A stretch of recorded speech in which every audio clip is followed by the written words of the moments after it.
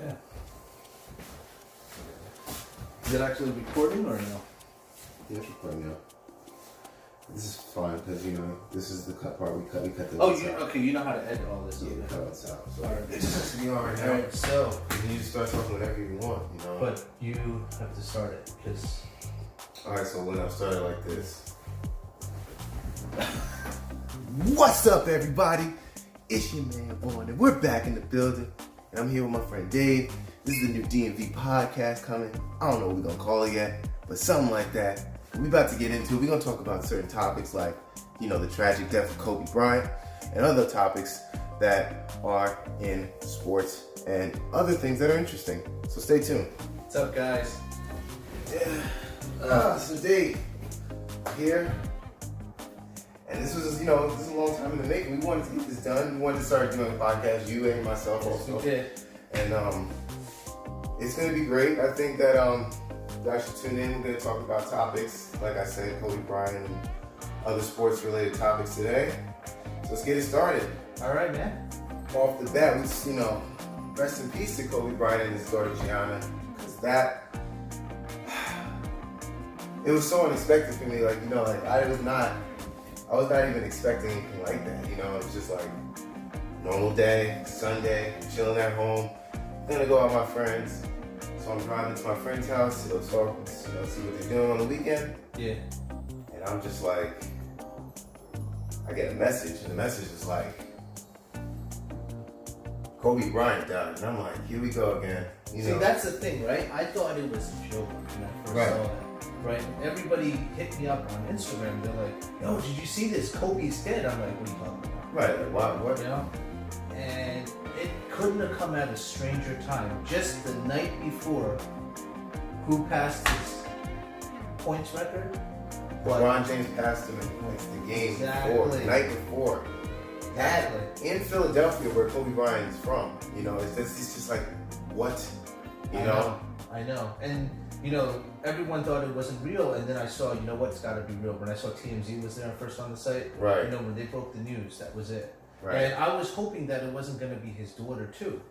Nah, I know, man. They said it was, and it was, and that was the thing. It was like, wow, both of them, and that's a young person to lose.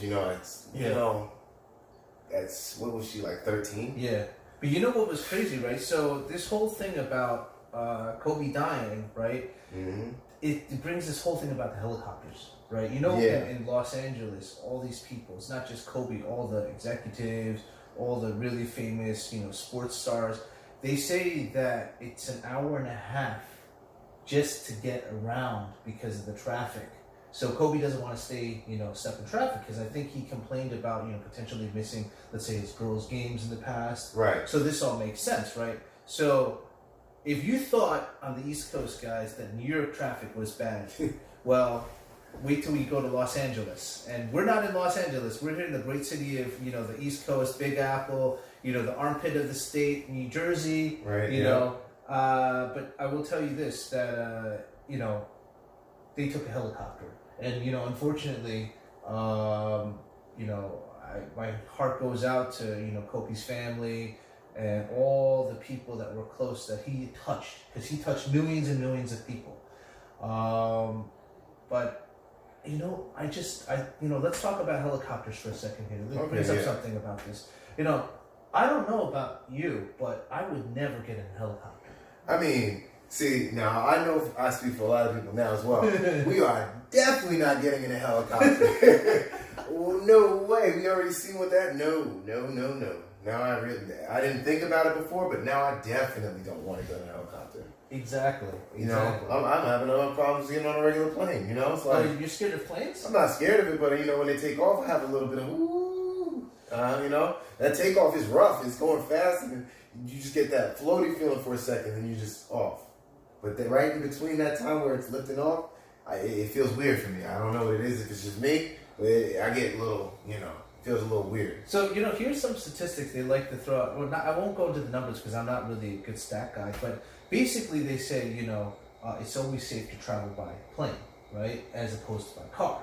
Right. Now, they're correct in the sense that it is safer to travel in a plane, but I will tell you this, You take 2 accidents, one in a car, one in a plane. Which one are you living in? Right, exactly. I'm pretty sure you're going to live in the car as opposed to the plane, because pretty much the plane is 100% mortality. I mean, you're in the sky. Dead. You gotta fall down at some point. You're not coming out alive unless you're some, what are you, Wolverine or something like that. Or if you have like a backpack already on you with a chute. But who flies around like that? No one, exactly. But that's the thing. I mean, all this stuff with the helicopter, getting back to the helicopter, it's pretty crazy. And, but to save an hour and a half. I mean, so... Was that the trip that Kobe was trying to save, an hour and a half? My understanding, and don't quote me on it, I think my understanding is it's like it takes... You're stuck in traffic for about an hour and a half. Mm. But because of that, it makes people want to kind of, if you can afford it, you spend a little bit of money and you miss it and you just kind of go around. It's, I think, 15 minutes, 20 minutes to get around that whole thing. But then let me ask you, do you think it's worth it? Not now, no. Not looking at it from this, no. Not at all. Look at that. He was a person who frequently started taking helicopters later on in his career because he wasn't able to really sit down as much because he's had a lot of leg injuries and was that it? He had a lot of blood problems in his legs, so he couldn't. I didn't know about that. That's why he couldn't sit in the traffic. It just physically hurt him, and he didn't want to mess his body up because he was still playing basketball. So he started flying in helicopters. Oh, but I didn't think that they were dangerous until now. Seeing what happened with Kobe is like, man, I don't want to get in a helicopter. Rest in peace, Kobe Bryant. Yeah, Kobe. Our hearts go out to you. We're one of the millions and millions of people that want to say God bless, Godspeed to your family, and we pray for you and your family. And I don't really want to sound too much on it, but. Yeah, I mean, you wanted to bring some other stuff out there. I wanted to talk about other sports things that are going on, kind of like in boxing today. Like, I was going to talk about the Deontay Wilder and Tyson Fury fight part 2 coming up in like 22 days. All right, so new Dave here coming in. All right, so talk to me about that. All right, so guys, we already know from the beginning, going down, they both started around the same time. Different paths altogether, and I don't really want to get into each one of how their history started because you kind of all know. But the first fight, when we first had the first fight, and this was one thing that I used to tell everybody is if there's anybody that can beat Deontay Wilder, it has to be Tyson Fury. Because when you have somebody who has the heart, so someone who has the courage, or just someone who doesn't care enough about himself, whatever state Tyson Fury is in at that time, he's in at that time. So either one of those states that he gets into, the motivational stage or the not giving a crap stage, he's been victorious in both sides, in both types of his life. And also he's the only person that Deontay Wilder has not knocked out in his whole career. So would you say he has a really good chin, or you would just say Deontay Wilder didn't get a good hit off? I would say that his evasion skills are non-matched for any boxer, a heavyweight might as well just be. He fights like a small fighter, and he's a huge man. He's a 6'9", 260, big guy, but he moves and he gets out of the way. He dips and dodges punches like I've never seen. So are you saying he's more evasive than Muhammad Ali was at his prime?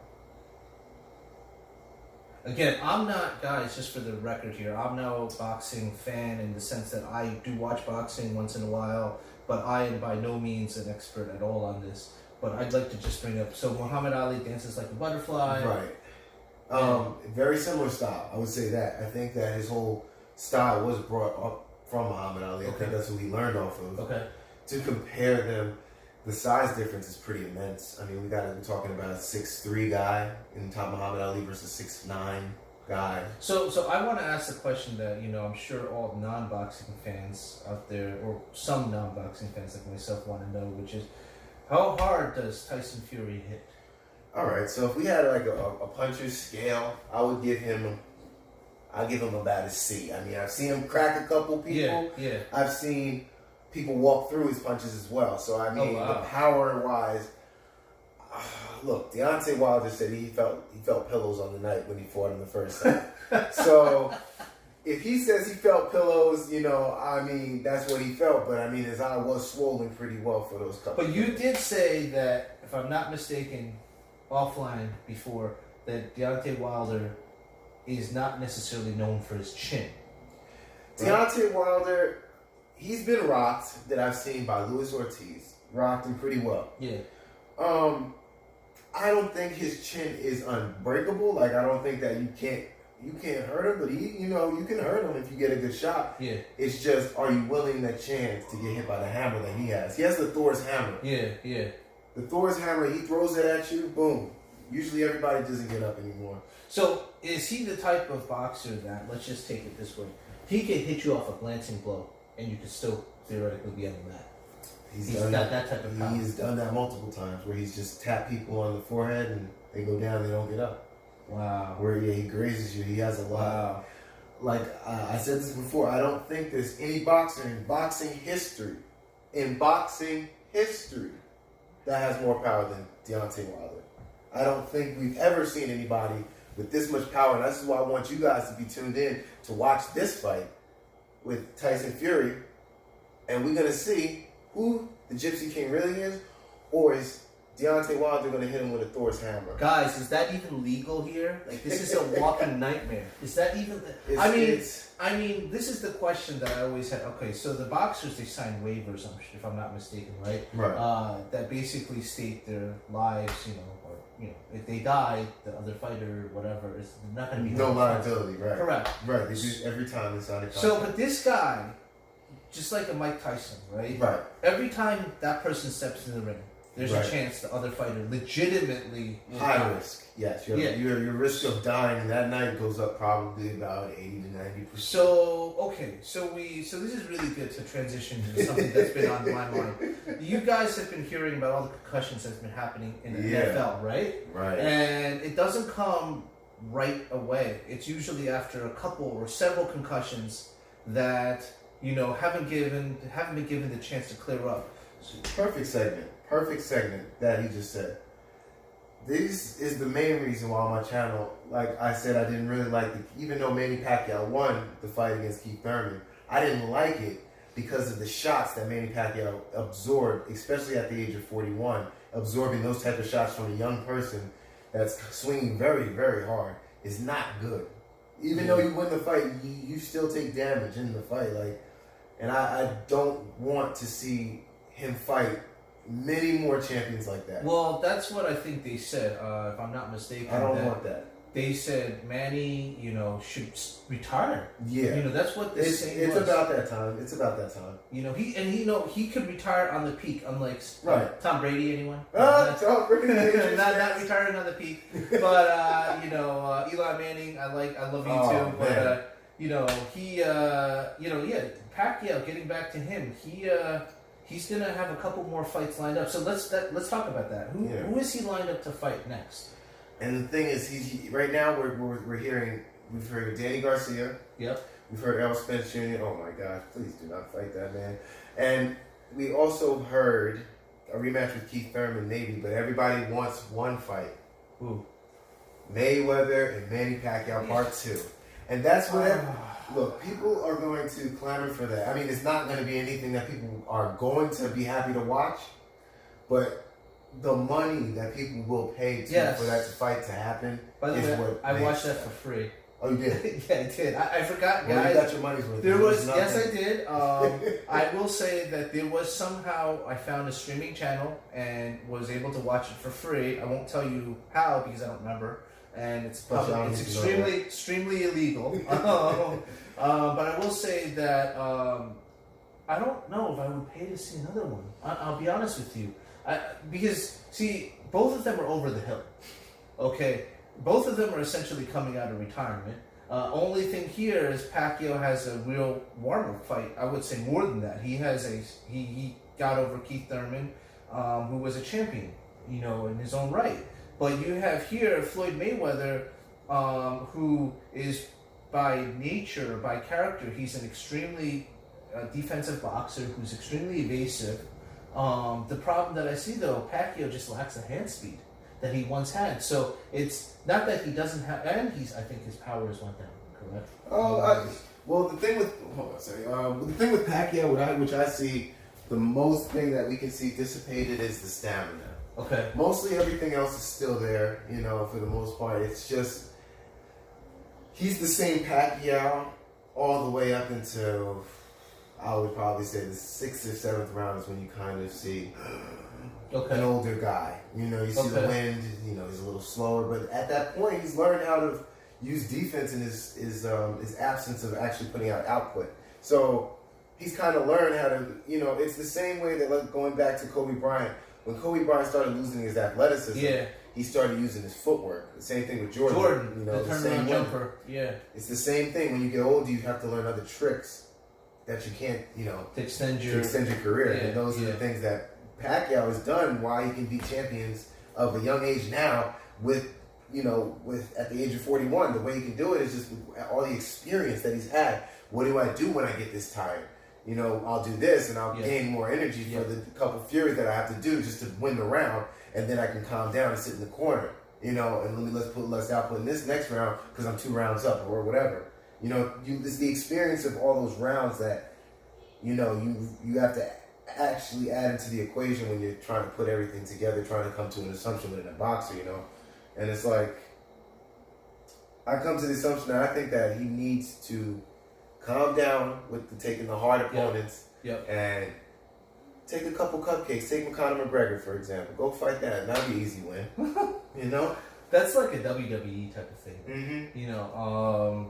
We were talking about that, and I don't know. I just feel that, look, let's be real here. People are going to say, all these things about, mixing and matching different people from different sports, but it's brutal however you look at it. Right. My heart goes out to those people trying to entertain us in the sense that it's hard. Their bodies. It is hard to do that, guys. Thanks for everything you do. I just don't think, though, that it's right yet. I think that in order for this to really work, first of all, I don't think it's... actually, here, let's talk about that. So Conor McGregor isn't, I think, the best-known striker. Let's take someone who is an actual well-known striker. Can you think of anyone? No, can you think of anyone in the MMA? My mind goes blank at this moment, but who is well-known? Tank Abbott? Was it Tank Abbott, or am I mistaken some of these people? Conor McGregor, Was he? Okay. Well, he's a striker. That's what he is, Is he at the level of boxing? I don't know. Yeah, but he wasn't formally trained, so I guess fair enough. He's that's what he beat up a lot of people standing up. He likes to stand up. He actually lets in UFC. What's kind of weird about Conor McGregor is he lets you up. Usually they go on you and jump down. Ground and pound. Yeah. Conor McGregor goes in the corner. He says, "Get up." So he likes the boxing style. That's why it kind of worked with him because he kind of likes that style. He doesn't really like the ground, and he lost on the ground because Yeah. But then so I guess going against a person like Mayweather, the best of the best. Correct. He could barely land anything, and Mayweather just basically played with him. Played with him for a couple.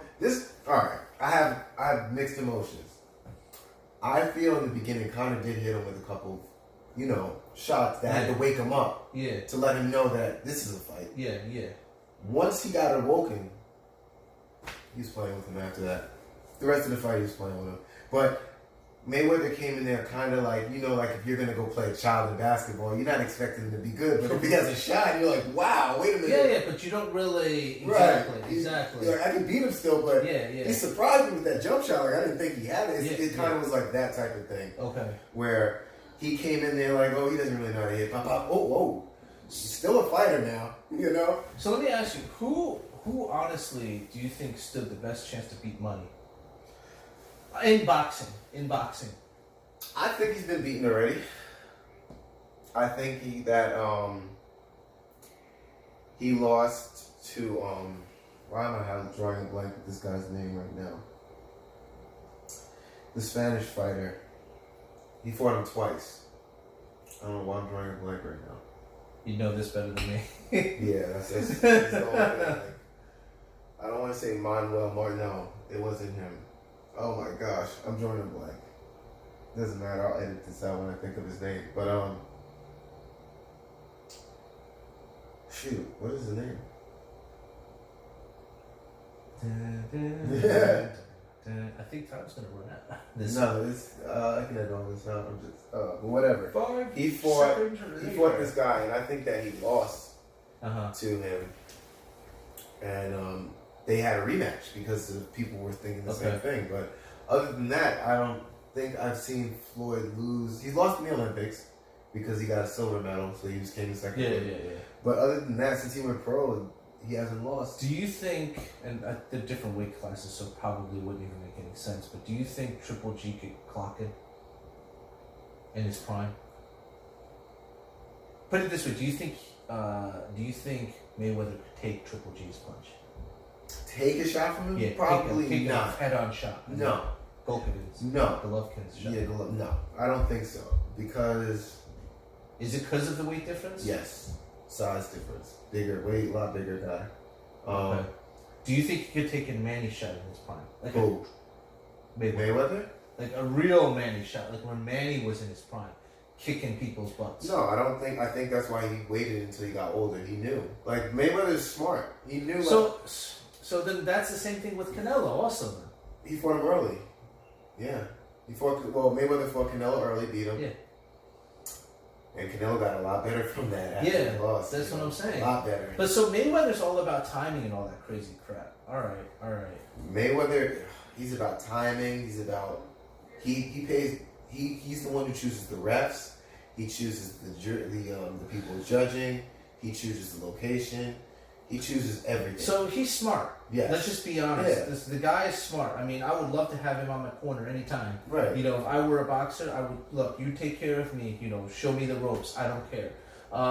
And you know, it's not exciting. Yeah, but who said boxing had to be exciting to win? Oh no, you don't have to. Mayweather's proved that. He has all the haters to back that up. All the people that don't like Mayweather, you know, because of I don't know why they just don't like him because of he's very arrogant, but his style is very reserved. Okay, you know? so let's talk about these people. Is Mayweather, is that his real persona or that's fake?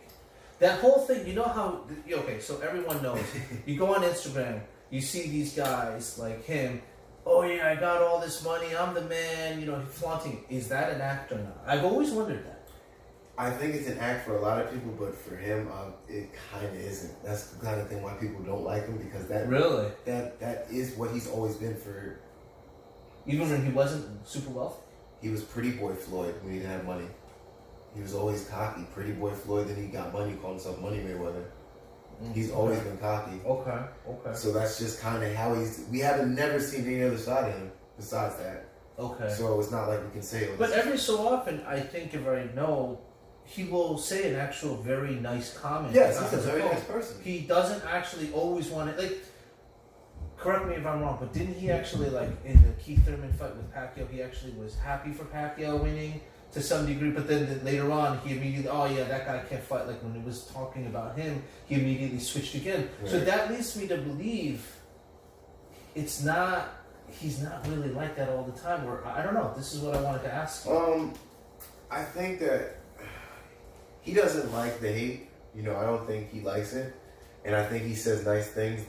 I think he says things to make people feel happier, or not that he's a nice guy. Yeah. But when he gets upset, you kind of see how he really feels about things, and you kind of gotcha. You really see how he feels. Like, you can't really fight. I beat you. You're a bum. It's like you just gave the same guy praise. But that's the type of person he is. He kind of says what he wants the media to hear. Is this the type of guy you want in your corner? Is he the type you think could be a good trainer though later on? Like you say you want to box, right? So you're. I would. Every single thing he said, I would take into consideration. You would. That's okay. He's. I mean, it's hard to put what he is to me in, because he's not the greatest boxer to me, but he is up there. So, in your thing, how do you define greatest boxer? Greatness by great acts, not great talking. Mayweather has had a lot of great success. Mm-hmm. Now, the way he got there isn't very impressive to do it that way, and I do applaud it. but it is a technique from fear. He's not doing that to show that he's doing it just to win for the money, you know? And that's, I mean, you really can't argue with that. It's winning, you know, and it's not pretty, but it wins. Yeah, but but see, this is the thing, right? I always felt that people like him are smarter. Because yeah, he's smart. You don't want to get head injuries. No. Like, if I were a boxer, okay, first you're thinking longevity. Right. But then, what good is winning $50 million and, like, I'm going to be mentally... Okay, I would either have trauma later on or I can't remember half of what happened. Right. I'm going to start trying to kill people because my personality is completely changed. Or I'm going to just be dead because of something or another. Right. You know, so, I don't know. I mean... No, definitely, see, from that point of view, that's, you know, that boxing goes back. See, this is the thing about boxing. It's really one of those sports that I don't feel will be here too much longer. It's very barbaric. I feel like those sports I feel in a couple of years, like the MMA and boxing, those kind of sports will get phased out. So they're going to go to the underground. Right, because I feel that this society is getting they're in everything. Like, people that are not even spectating the sport, Bloodsport guys. You know, people that are not in the sport or even watching the sport have a comment now, and they have the outlet to say whatever. So it's people that are like, you know, Prius drivers, not to, you know, but I'm saying, like, the people that are more environmentally friendly, more peace loving, that don't watch the sport want to get rid of it just because of the barbaricness of it. But it's it helps a lot of people as well. It gets people from nowhere to something. Yeah, you know? That's what they say. But that's any sport, though, right? So let's talk about sports in general. Right. It's an avenue. So your one comment is a very interesting comment. So boxing is an avenue that takes people from nothing or from a point of violence in their life to, I mean, not violence, but from a place where they have no hope to a place of hope. Right. But couldn't that be argued with any sport? Couldn't that be argued with music? Couldn't that be argued with comedy? I mean, you know, I'll tell you something. I'll bring it up right now. I'm not trying to stray from the topic of boxing, but they say comedians, right? A lot of the funny stuff that comes from them is actually from the deepest, darkest side of their life. Mm-hmm. It's because they pull from all the anger, the hatred, the sadness that's occurred to them. And usually they have a lot of tough times in their life, but I guess the point I'm trying to say is, couldn't it be any one of these things, not just boxing? Right. It's just like it's like an app. You know, it's just another avenue for you to get your point across. It's the same thing with boxing. It's just another avenue that is used of the thousands of other avenues. It's just one that can get you to a certain point. And the thing about boxing is, there's no requirements. You don't need to have great grades, like in maybe basketball or whatever. It's certain sports that you can't get into. Yeah. Where boxing, there is no requirements. All you have to do is come in there with gloves and the attitude to win, and you can do it. You don't need a coach to put you in a system. You don't have to work well with other people. It's just something that you can do yourself. You can condition yourself. Mm-hmm. You learn the technique. You stay in amateurs the right amount of time. If you do it correctly, you get into the sport quickly. You have about 15 to 10 years and you get out, you know, and if you do that unscathed, you know, more power to you. And if that's why they want to get the most. They don't want to fight. Just not like, why am I going to go fight a bum? No, they want to fight the best because they want a big check, so they don't have to go wait for another. They're trying to fight as least as possible. Yeah. Nowadays, but some people are different. Like, some people fight to fight. That's because they enjoy it. Like a Manny Pacquiao, he enjoys fighting. Like fighting for the sake of fighting, or fighting to hurt someone? No, fighting for the competitiveness of fighting. Okay. As looking at it like a sport, not like I'm trying to hurt this person. Some people do look at it like that. Like Deontay Wilder is one of the people I see. He looks at it to hurt. He wants to inflict pain on his partner. Why? So let me ask you that. So why? He wants to kill somebody in the ring. He said that before. He says he wants to kill somebody. No, but is it because he's got the killer instinct, or is it because he's seriously a messed up mother? This is the thing. Because in his interviews, he doesn't really come off like he's not crazy guy. Crazy, no. But he said a lot of wild things before he knocked out a lot of his opponents. But I think that's what he gets into. He calls that part of him the bronze bomber.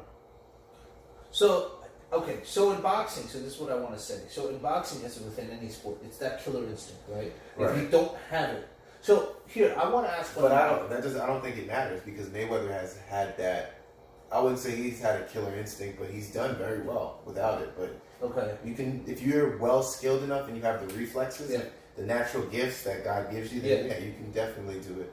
So let me ask you this, and then I'm going to pose some of my hypothetical questions. That, by the way, guys, you're going to see me ask all these random hypotheticals throughout many other episodes. But the first thing is, in boxing, I want to understand what are some of the natural gifts that you simply either have or you don't. Because everyone knows conditioning, okay? Right. For the most part, everyone can get up to a point where they can survive, let's say, a 2-minute round. Everyone, I think, in their life can do that. I think, to get like a six rounds, let's do half of a championship. Yeah. That's a lot. Okay, but you start out with 4 rounds. Okay, so let's break it down. So, do you think conditioning is something that you're born with, or you think everyone kind of can get to a level? Like, you don't think that's the God-given talent? No. Okay, so we'll stop. We'll just do the simple answers with you, and then you can elaborate as we go through. Okay. How about the ability to take a punch? Do you think that's a God-given talent? Now, hear me out. I don't mean like take a punch to the chin. How about a liver shot? Can anyone, will everyone go down no matter what it is? Or are there actually people that can straight up take a liver shot and go through it? Yes, that's a God-given ability. Okay, so that is a pain tolerance. Pain tolerance. Pain tolerance, or just, I guess that is what it is, pain tolerance, because it's like the same thing if you go back in the day. The people that can take, those cannonballs to the gut. Like, those are special. If they were boxers, you would never be able to get them down. Oh, seriously? No. Okay. But that's with body blows. Right. With the head, it's dangerous. Well, everybody's built differently. But isn't that dangerous at the same time? Because essentially, it's like, imagine you keep on taking those blows. You might be able to take the damage, but that doesn't mean your body's not actually getting damaged. Oh, yeah, no. So after the fight, you can just fall to the floor and just be dead. Right. But it's happened 3 times this year. Wow. Okay. Dadashoff, rest in peace. That was a fight that I watched, and I can't believe I watched that. I watched the guy die in the ring. Are you serious? In the ring? This year, 3 people died in the ring. But it showed it on national TV. Yeah, they didn't know he was dying. They just thought, if y'all don't know the story about Dadashoff, he was a welterweight coming up. Okay. He was fighting, and he went through the whole fight. Everything was fine. Not everything was fine, but you can see it was really hard to score because he was still fighting, but you can see that he was faded. So he didn't go down, which was the problem. If he would have got knocked out, he would have been better. But as him not being knocked out, him just continuously taking those shots